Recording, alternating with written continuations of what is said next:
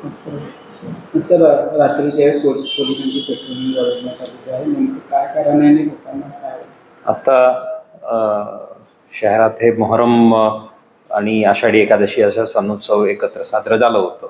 आता आम्ही या पार्श्वभूमीवर आतापासून आम्ही सायंकाळी दररोज 8 ते 10 पर्यंत सर्व ठाणेदार आणि ACPs, DCP आणि आम्ही स्वतः पण 2 तासाच्या पायी पेट्रोलिंगचे नियोजन केलेलं आहे आणि ते आता 1 आठवडापासून चालू आहे.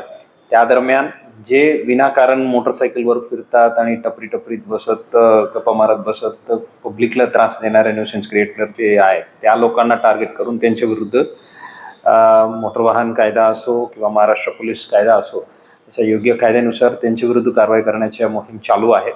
आतापर्यंत चांगल्या प्रतिक्रिया आहेत. यात जे काही जुनी थडीपार आहे ते इथं इलिगली इथं येऊन राहतात किंवा कोणाच्या विरुद्ध नॉन अवेलेबल वॉरंट बाकी पेंडिंग आहे अशा लोकांना टार्गेट करून त्यांच्या विरुद्ध कारवाई करण्याची प्रक्रिया ही चालू आहे.